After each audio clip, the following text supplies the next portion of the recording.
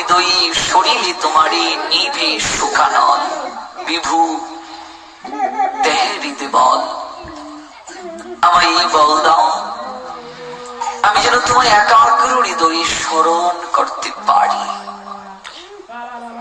সেই স্মরণটা কেমন বলছেন, শ্রদ্ধাবান অনুসুবচ, স্মরণটা হতে হবে শ্রদ্ধার সঙ্গে, শ্রদ্ধাবান অনুসুবচ। শ্রীনুয়াত অপি ইয়া নরহ সপি মুক্ত সুবান লোকান প্রাপ্নুয়াত পুণ্যকর্মণাম। শ্রদ্ধার সঙ্গে কায় মনোবাক্যে, যদি শ্রদ্ধা না থাকে, অশ্রদ্ধা থানা পুরুষা ধর্মস্য পরম তপ, ভগবান বলছেন না অপ্রাপ্য মাম, আমাকে প্রাপ্ত হবে না। কেন প্রাপ্ত হবে না? অশ্রদ্ধা থানা পুরুষা, যে ব্যক্তির শ্রদ্ধা নাই। কি শ্রদ্ধা নেই? ধর্মস্য অশ্ব, এই ধর্ম প্রতিপালনে যার শ্রদ্ধা নাই। শ্রদ্ধা না থাকলে হবেটা কি? অপ্রাপ্য মাম, মাম মানে আমাকে, অপ্রাপ্য প্রাপ্ত হবে না। আর আমাকে প্রাপ্ত না হলে হবেটা কি? নিবর্তন্তে মৃত্যু সংসার বর্তনী, একটু কমবে, নিবর্তন্তে মৃত্যু সংসার বর্তনী, মনিটর একটু বাড়বে। অপ্রাপ্য মাম, আমাকে প্রাপ্ত হবে না, মিথ্যা মাঝে মাঝে রাখুন। নিবর্তন্তে মৃত্যু সংসার বর্তনী, আমাকে যদি কেউ প্রাপ্ত না হয় পরন্ত, তার কি হয় জানো? নিবর্তন্তে মৃত্যু সংসার বর্তনী, বারংবার তাকে সংসার চক্রবুহে ফিরে আসতে হবে। চক্রবুহ কেন বলা হলো? চক্রবুহ এমন একটা কৌশল, এমন একটা বুহ, শূন্যকে এমন ভাবে সাজানো হয় সেখান থেকে বের হওয়াটা দুরূহ। এই সংসার কুরুক্ষেত্রে মায়া এমন করে, মায়া শূন্য এমন করে সজ্জিত আছে, আপনি এই জায়গা থেকে সহজ বের হতে পারবেন না। এত সহজ নয়। আমরা যতটা সহজ মনে করি, মুক্তিটা কিন্তু ততটা সহজ নয়। যতটা সহজ আমরা মনে করি, মুক্তিটা তত সহজ নয়। অজ্ঞান জনিত মায়া, মায়া কি? অজ্ঞান। অজ্ঞানতা কি? অজ্ঞানতা মানে অন্ধকার। অন্ধকার মানে কি? ভয়। ভয় কি করে দূর হয়? আলো যখন জ্বলে। হৃদয়ের অন্ধকার কিসে দূর হবে? জ্ঞান আলো যদি প্রকাশ করা যায়, জ্ঞানীর আলো। আর আলোকে সূর্য নারায়ণ, তিনি কে? কৃষ্ণ সূর্য সম, চৈতন্য চরিতামৃত বললেন। মায়া অন্ধকার, অন্ধকার মানে অজ্ঞানতা, অজ্ঞানতা মানে মায়া, মায়া মানে ভ্রম, মায়া মানে সংশয়। মায়া অন্ধকার, যথাই কৃষ্ণ তথায় নাহি মায়ার প্রবেশ অধিকার। যেখানে কৃষ্ণ আছেন সেখানে মায়া প্রবেশ করতে পারে না। যেখানে কৃষ্ণ আছেন মায়া সেখানে যেতে পারবে না। মায়ার নাহি প্রবেশ অধিকার, মায়া সেখানে পালিয়ে যান। প্রমাণ কোথায়? প্রমাণ হরিদাস ঠাকুর স্বয়ং মায়া দেবী অপূর্ব মোহনীয় রূপ প্রকাশ করলেন হরিদাসকে ভুলানোর জন্য। স্বয়ং মায়া দেবী, স্বয়ং মায়া দেবী মোহনীয় রূপ ধারণ করলেন। যে মায়ার দাসত্ব স্বীকার করছি আমরা, যে মায়া তিনটা চুল বিদ্ধ করেছে আমাদের বক্ষে, যে মায়া তিনটা যন্ত্রণা দান করছে আমাদেরকে অবিরত, সেই মায়া মোহনী হরিদাসকে ভোলানোর জন্য। স্বয়ং মায়া দেবী গিয়েছেন হরিদাস ঠাকুরের নিকটে ভোলানোর জন্য।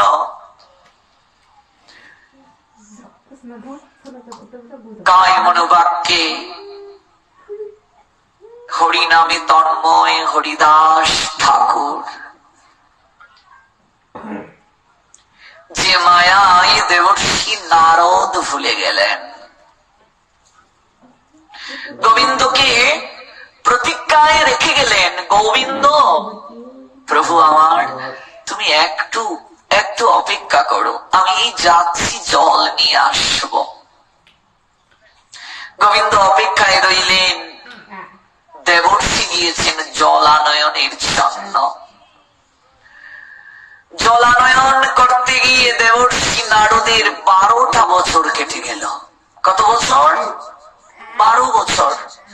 আর গোবিন্দকে বলেছেন তুমি অপেক্ষা করো, আমি যাচ্ছি আর জল নিয়ে আসছি। এই তো দেখা যাচ্ছে লোকালয়ে, এখানে নগর মনে হচ্ছে, প্রভু এখানে নিশ্চয়ই লোকজনের বাস আছে, তুমি একটু অপেক্ষা করো, আমি যাব আর আসব। দরজায় গিয়ে কড়া নাড়লেন অপূর্ব সুন্দরী রমণী, স্মিত হেসে নমনীয় স্বরে, কেউ কেউ বলে নারীর কণ্ঠ খুবই সুন্দর, সুকণ্ঠী দিয়েছেন ভগবান বুঝে। কেন? ভুলানোর জন্য। কামিনী, মিন মানে বুঝো গো, মাছ। মাছ দেখবে এরকম খাবিকায়, চঞ্চু দ্বারা খাবিকায়। কামিনী মাছের নিয়ায় চুষে খাবে। সুকণ্ঠী 7টা দিন সময় নিলেন ভগবান তাকে তৈরি করতে। তৈরি করে সৃষ্টিকর্তা নিজেই অবাক হয়ে গেলেন। তৈরি করে নিজেই সেই তত্ত্ব উপলব্ধি করতে পারলেন না। কি বৈচিত্র্যময় রূপ গো, যে রূপকে আমি নিজেই উপলব্ধি করতে পারলাম না। সাধনা ব্যতীত নারীকে উপলব্ধি করা সম্ভব নয়। এই নারী মমতাময়ী, জন্মদায়িনী, সৃষ্টি রক্ষাকারিণী, প্রসবদায়িনী। এই নারী আবার সর্পিণী। যারা গ্রহণ করবে দাম্পত্য জীবনে, তাদেরকে বশীকরণের মন্ত্র জেনে যেতে হবে। সর্প তাকে নাচানো যাবে যদি সে অজা হতে পারে। কার কাছ থেকে জানবে? গুরুর কাছ থেকে। কিসের দ্বারা? বশীকরণ। কিসে বশ হবে? নারী যখন হবে ভজন সঙ্গিনী।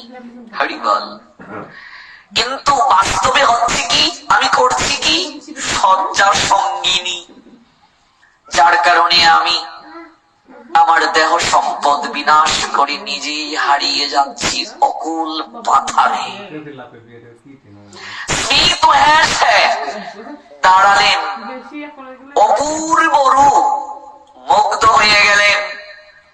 জলানয়নের জন্য গেলেন, গোবিন্দের জন্য। আলাপচারিতায় মোহিত, অতঃপর বিবাহ, অতঃপর সংসার, ছেলে মেয়ে। হরিবল। নারদের, তাহলে দেবর্ষি নারদ একজন উত্তম অধিকারী সাধু। তার গায়ের বাতাস লাগলে মহাপাতকের চিত্তে কৃষ্ণ প্রেম ভক্তির বীজ বপন হয়।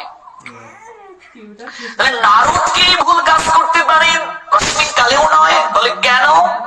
জগৎকে ভগবান নারদকে দিয়ে মায়ার স্বরূপ বুঝানোর জন্য, জগৎকে বুঝানোর জন্য। কারণ মহৎ ব্যক্তি যা আচরণ করবে, অপর সাধারণ জন তাকে অনুকরণ করবে। তিনি যা জগতের বুকে প্রমাণ রেখে যাবেন, সবাই সেটাকে গ্রহণ করবে। নারদের যদি এই দশা হয়, আমার কি হবে? হরিবল। এই হচ্ছে তত্ত্ব। প্রবল সুদর্শিনীর বাণী যখন সংসার ভাসল, নারদ ভাসলেন, রমণী ভাসল, পুত্র কন্যা ভাসল বাণীর জলে। কেউ রম্য নারদের বক্ষ ভেসে গেল, চক্ষু মুদ্রিত হয়ে গেল। বাণীর তাণ্ডবে কেউ আর রক্ষা করার রইল না। হঠাৎ মনে পড়ল এই বাণীর জলে ভরসা, আশ্রয়স্থল, রক্ষার আধার গোবিন্দ, তুমি ছাড়া আমার আর কে নাই।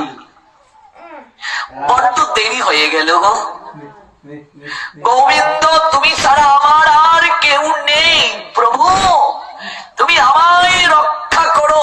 চক্ষুটা মুদ্রিত করে শরণ নিলেন, চক্ষুটা খুললেন, জননী কিছু নেই, চারিদিকে বালুকা রাশি, ত্রিভঙ্গি বিধারী বংশী হাতে নিয়ে রসময় গুণনিধি দাঁড়িয়ে আছেন।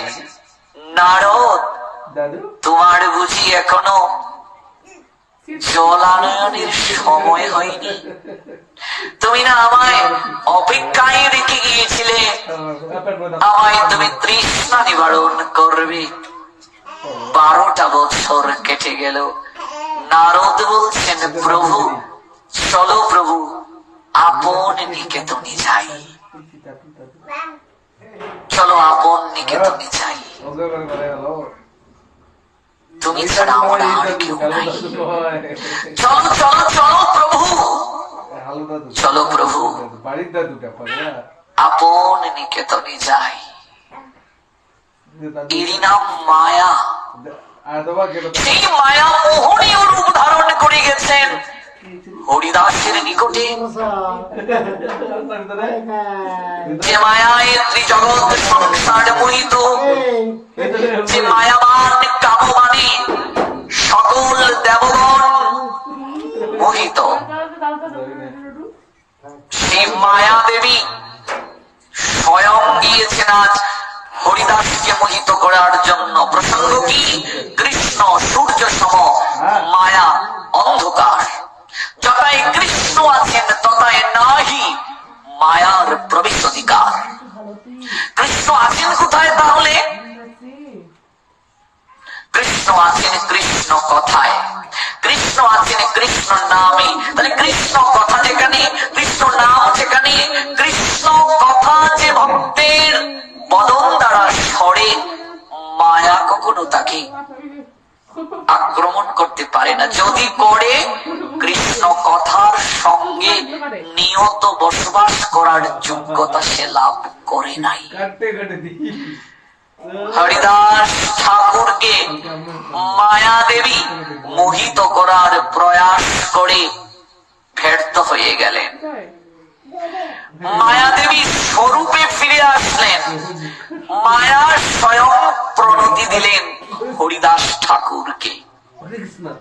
বর চাও হরিদাস, আমি তোমার প্রতি প্রসন্ন হয়েছি।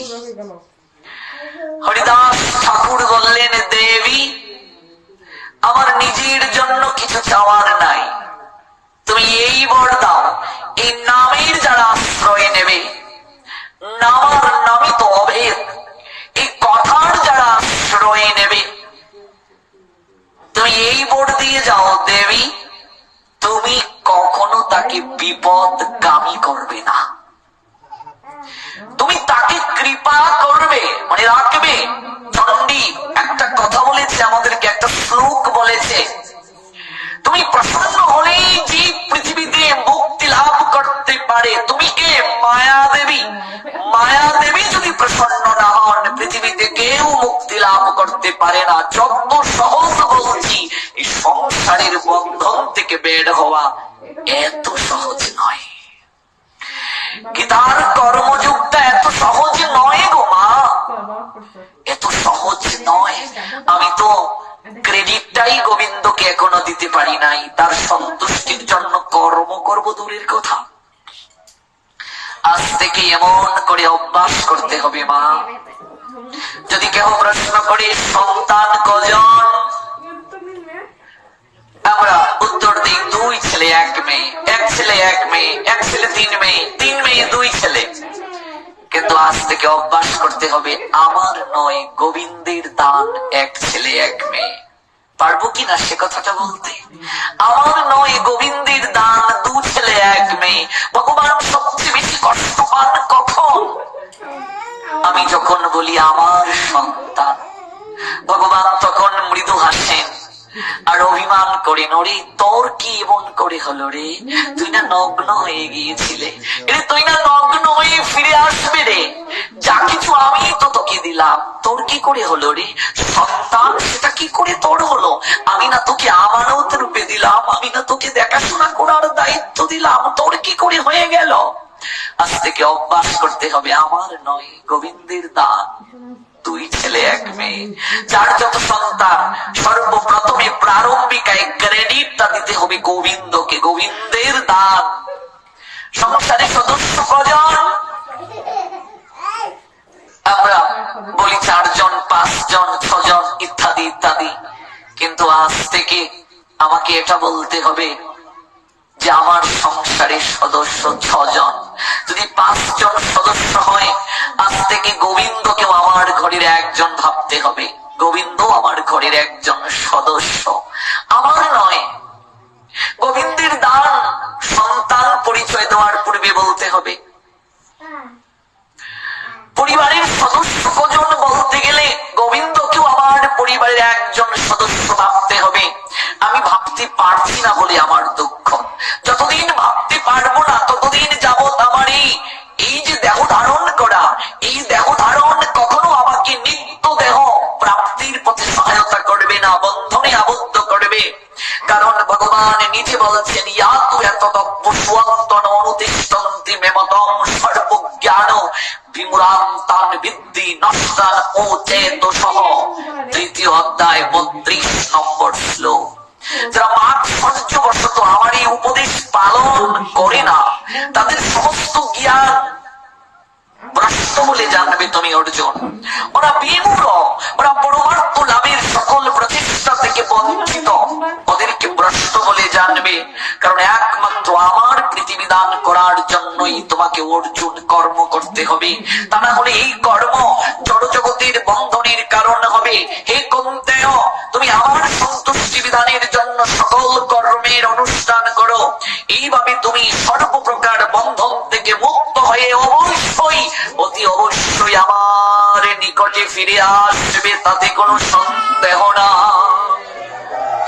নিতাই গৌর সীতানাথ প্রীতি প্রেমানন্দে হরি বল। লিখুটা একটু বাড়িয়ে দিন। জয় জয় শ্রী রাধে। 3য় অধ্যায়ের 9 নম্বর শ্লোক। তাহলে কর্তব্য কর্মীর অনুষ্ঠানটা গোবিন্দের সন্তুষ্টি বিধানের জন্য করা উচিত। গোবিন্দ আমার ঘরের একজন সদস্য, এই সম্পর্কটা সর্বপ্রথম সাধক করে তারপর নিষ্ঠায় যাবে। গতকাল আমরা যে নিষ্ঠার বিষয়ে শ্রবণ করলাম, নিষ্ঠাটা তো এমনিতে আসবে না। আমি যে নিষ্ঠা আনবো, গোবিন্দের সঙ্গে আমার সম্পর্কটা কি? সম্পর্ক করিয়া ভজে কৃষ্ণ তারি নাহি তেজে, বাকি সব মরে অকারণ। তার সঙ্গে আমার সম্পর্কটা কি? সম্পর্ক যদি না থাকে, নিষ্ঠা আসবে কি করে? শ্রদ্ধা আসবে কি করে? সম্পর্ক আনয়ন না করলে নিষ্ঠা আসবে না। দেখুন না, সম্পর্ক রাখলে কি হয়। আমরা একটু চলে যাই ভক্তমাল গ্রন্থের ৪র্বিংশ মালায়। এই গ্রন্থটা আমাদের একটু পড়া দরকার। যার হৃদয়ে আছে গোলমাল, আচার্যগণ বললেন সে পড়ুক ভক্তমাল। ভক্তমাল মানে ভক্ত চরিত কথা। ভক্তরা কেমন করে সাধনা করেছেন, গোবিন্দের সঙ্গে তাদের সম্পর্ক কেমন, কেমন করে তাদের গোবিন্দ প্রাপ্তির পশ্চাতে অভিজ্ঞতা, এই সকল বিষয় নিয়ে এই গ্রন্থ রচনা করা হয়েছে।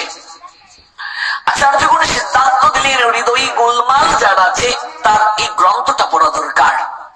ভক্তমালের ৪র্বিংশ মালা লীলাটা সংগঠিত হয়েছে ভারতের উত্তর প্রদেশের আগ্রায়। সে আগ্রায় পরম গোবিন্দ ভক্ত যার নাম প্রেমনিধি।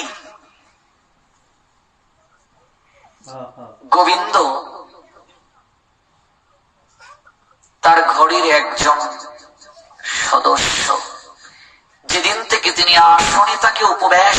করিয়েছেন, সেদিন থেকে তিনি গ্রহণ করেছেন গোবিন্দ আমার ঘরের একজন সদস্য। ভজনে যদি কেউ অগ্রসর হয়ে সিদ্ধি লাভ করতে চায়, সিদ্ধ বাবা শ্রী জগন্নাথ দাস মহারাজ জানালেন, ভজনে যদি কেউ অগ্রসর হয়ে সিদ্ধি লাভ করতে চায় তাকে অবশ্যই নিয়ম করে ভজন করতে হবে। নিয়মটা কি? নিয়মটা হচ্ছে ভজনের মাঝে একটা ধারাবাহিকতা থাকতে হবে। নিয়ম থেকে যদি কেউ সরে যায়, যাকে বলে হেয়ালিপনা, আজ হরিনাম করলাম, সময় পেলাম 50 মালা করে নিলাম, আগামীকাল করলামই না। একাদশী ব্রত করলাম, আগামী একাদশীর দিন নিমন্ত্রণ পড়ে গেছে, কিসের একাদশী? থাক একাদশী। নিয়ম যার নেই, কণ্ঠে মালা দিলাম, খুব জোয়ার শুরু হয়ে গিয়েছিল পূর্বগোল্লায়। এই পূর্বগোল্লায় আবার আসি বা না আসি, কয়েকটা কথা না বলে আমার কাছে তৃপ্ততা আসবে না। এক জোয়ার শুরু হয়ে গিয়েছিল, হেঁটে হেঁটে পোলাপান পাটে চলে যায়, কিন্তু আজ প্রদীপ নিভে গেল। কারণটা কি? হেয়ালিপনা। যুক্ত না থাকলে কেউ কখনো মুক্ত প্রাপ্ত হয় না। যেদিন থেকে সুতো সরে যায়, সেদিন থেকে মালায় কখনো পুষ্প টিকে থাকতে পারে না। বিন্দুকে কেন্দ্র করে যেমন বৃত্ত অঙ্কন হয়, বিন্দু যদি না থাকে বৃত্ত অঙ্কন হয় না। ভজন করতে গেলে সবাইকে যে গৃহ ছাড়তে হবে তা নয়, ব্যবসা ছাড়তে হবে তা নয়, চাকরি ছাড়তে হবে তা নয়, পিতামাতার সঙ্গে সম্পর্ক ছাড়তে হবে তা নয়, বন্ধু বান্ধবকে ছাড়তে হবে তা নয়। ভজন মানে আমি যেখানে থাকবো সেই পরিবেশটাকে কৃষ্ণ কেন্দ্রিক করে গড়ে তোলা। আমি ব্যবসায়ী, ব্যবসাটাই আমার ভজন, গোবিন্দকে মাঝখানে রেখে। আমি চাকরিজীবী, চাকরিটাই আমার ভজন হবে, গোবিন্দের সন্তুষ্টির জন্য করতে পারা। সংসারটা আমার ভজন হবে, ভজন নিকেতন হবে, যদি এটা গোবিন্দের করতে পারি। শ্রদ্ধা নিষ্ঠা দুটোর অভাব যখন হয়ে যাবে, হেয়ালিপনা ভাব যখন এসে যাবে, আর বৈষ্ণব চরণে যখন অপরাধ কেউ করবে, কস্মিন কালেও তারা ভক্তি পথে টিকে থাকতে পারবে না। এটাই শাস্ত্রের চূড়ান্ত কথা। বৈষ্ণবেতে হয় যদি ক্ষুদ্র অপরাধ, কোটি কোটি ভজনে দে পড়ে যায়, বা একজন বৈষ্ণব চরণে অপরাধ করলে সেই অপরাধে শতজনের ভক্তি নষ্ট হয়ে যায়। নিত্যানন্দ প্রভুকে গোয়াল করে থাকতে দেয়া হয়েছিল রামচন্দ্র খা। নিত্যানন্দ প্রভু যেদিন চলে গেলেন, রামচন্দ্র কার সেদিন বিপত্তি হলো। রামচন্দ্র কা জমিদারকে বেঁধে নিয়ে গেল তার উপরের সম্রাট, এবং সেই গ্রাম উজাড় হয়ে গেল, তস্কররা ডাকাতি করে নিয়ে গেল। বাকিরা তো অপরাধ করেনি, অপরাধ করেছেন রামচন্দ্র কা, কিন্তু বাকিরা প্রতিবাদ করে নাই। বৈষ্ণবেতে হয় যদি ক্ষুদ্র অপরাধ, কোটি কোটি ভজনেতে পড়ে যায়, বাদ বৈষ্ণব দেখিয়া যে না নোয়ায় মন্ড, সেই মন্ড পরে গিয়া নরকিরি কুণ্ড। হিয়ালিপনা যতদিন যাবত আমার হৃদয় থেকে না যাবে, ততদিন পর্যন্ত ভজনে সিদ্ধি আসবে না। প্রেমনিধি গোবিন্দকে যেদিন থেকে তার গৃহে বসালেন, সেদিন থেকে তিনি গ্রহণ করলেন গোবিন্দ আমার ঘরের একজন সদস্য। প্রতিদিন বিকেল বেলা প্রেমনিধি শ্রীমৎ ভাগবত আস্বাদন করেন কেন? রাধা গোবিন্দকে শ্রবণ করানোর জন্য। মাগো, আমরা যে ভাগবত শ্রবণ করি, আমরা যে শ্রীমদ ভগবত গীতা শ্রবণ করি কিংবা আয়োজন করি, এটা মূলত কার জন্য মা? এটা মূলত গোবিন্দকে সন্তুষ্টি করার জন্য। গোবিন্দ সন্তুষ্ট হলেই আমাদের মঙ্গল হবে, তার কথা দ্বারাই তাকে সন্তুষ্ট করা। আমার কিবা আছে, কিবা দেব প্রভু তোমার রাতুল রাঙ্গা চরণে। আমার কিছু নেই, তোমায় কি দেব? দেয়ার কিছু নেই গো। তোমার সেবা, তোমার পরিপাটি আমি জানি না, তোমার আরাধনা জানি না প্রভু, তোমাকে ডাকবো কিভাবে সেটাও তো জানি না। তাহলে কিসের আশায় আমি তোমার চরণে শরণ নিলাম? কিছু নেই গোবিন্দ। যেদিন তুমি সৃষ্টি করেছিলে, সেদিন তুমি কৃপা করে পঞ্চভূতের দেহ তৈরি করতে গিয়ে তুমি সর্বপ্রথমে জল নিয়েছিলে গোবিন্দ। জগতের সকল কিছু যদি একদিন শুকিয়ে যায় গোবিন্দ, মরুভূমি হয়ে যায়, তুমি এমন জায়গায় জলের সঞ্চার করে দিলে দুটো নয়নে, এই জল কোনোদিন শুকাবে না গোবিন্দ।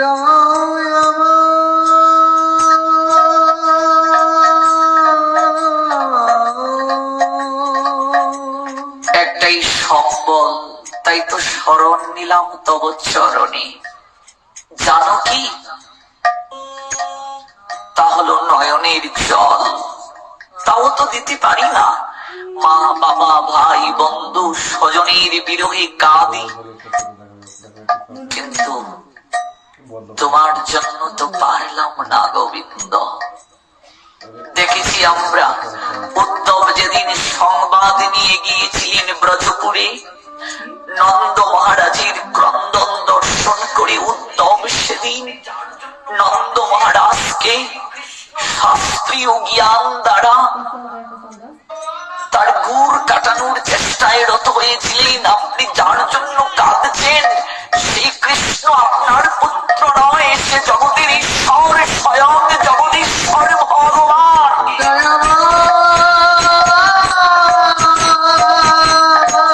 আপনি তার জন্য কাঁদছেন। এত শাস্ত্র তত্ত্বজ্ঞ উদ্ধবকে মৌন করে দিলেন, সম্পর্কের বেড়াজালে আবদ্ধ হয়ে গেলেন উদ্ধব। জানতাম তুমি মথুরার মাঝে শ্রেষ্ঠ পণ্ডিত, কিন্তু আজ মনে হলো তোমার মতো মূর্খ জগতে আর কেউ নেই উদ্ধব। তুমি আমার গোপালকে, আমার কৃষ্ণকে তুমি পরমেশ্বর বলছ। ও আমার দুধের ছেলে,